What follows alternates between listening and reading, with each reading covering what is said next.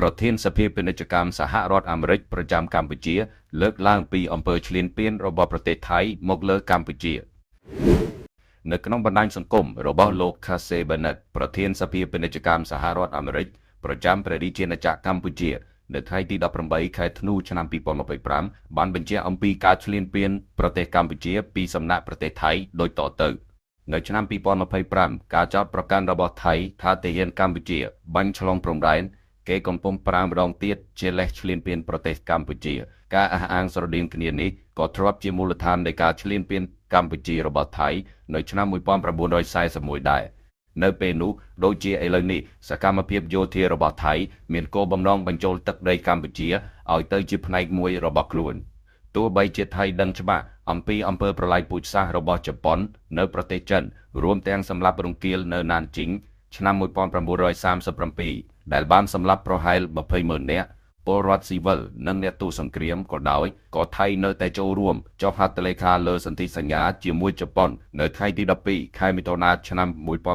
1940កិច្ចព្រមព្រៀងនេះបានបង្កើតមូលដ្ឋានឲ្យជប៉ុនបន្តកាន់កាប់ឥណ្ឌូចិនបារាំងនិងម៉ាឡាយ៉ាអង់គ្លេសបន្ទាប់ពីអនុម័តសន្ធិសញ្ញានេះថៃបានឈ្លានពានកម្ពុជានិងឡាវនៅខែមករាឆ្នាំ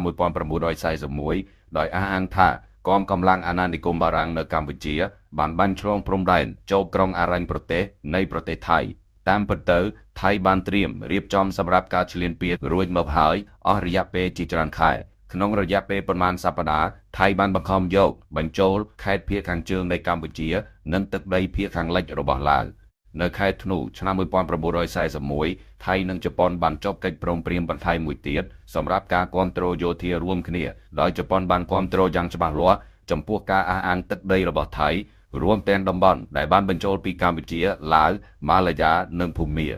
កិច្ចព្រមព្រៀងនេះបានធានាទូនាទីរបស់ថៃជាមជ្ឈមណ្ឌលផ្គត់ផ្គង់និងជាទីតាំងសម្រាប់ការរៀបចំកម្លាំងសម្រាប់ការឈ្នះគ្រប់គ្រងរបស់ជប៉ុនលើម៉ាឡាយ៉ាអង់គ្លេសនិងភូមាក្នុងឆ្នាំ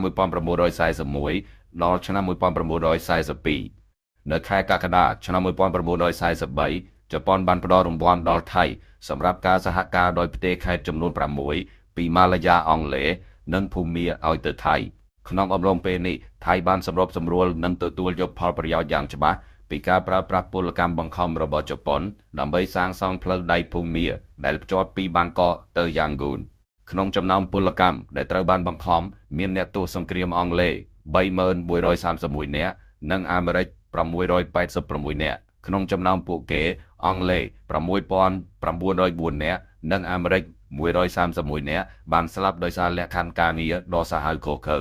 បន្ទាប់ពីជ័យជំនះរបស់សម្ព័ន្ធមិត្តក្នុងសង្គ្រាមលោកលើកទី2ថៃត្រូវបានបង្ខំឲ្យលះបង់ទឹកដីទាំងអស់ដែលខ្លួនបានបញ្ចូលនៅកម្ពុជាឡាវម៉ាឡាយ៉ានិងភូមាចក្រភពអង់គ្លេសដំបូងបានស្វែងរកវិធានការផ្ដន់ទាទោរួមទាំងការកាន់កាប់ថៃយូរអង្វែងទោះយ៉ាងណាសហរដ្ឋអាមេរិកបានប្រឆាំងនឹងការដកទណ្ឌកម្មក្រោយសង្គ្រាមយ៉ាងតឹងរ៉ឹងដោយអះអាងថាការទាមទារដ៏ខ្លាំងក្លានឹងធ្វើឲ្យថៃនិងតំបន់មិនស្ថិរភាពដោយហេតុនេះថៃបានប្រឈមនឹងការទទួលខុសត្រូវតិចតួចប៉ុណ្ណោះចំពោះអំពើឈ្លានពានទឹកដីក្នុងសម័យសង្គ្រាមឥឡូវនេះនៅឆ្នាំ2025ថៃកំពុងឈ្លានពានប្រទេសកម្ពុជាម្ដងទៀត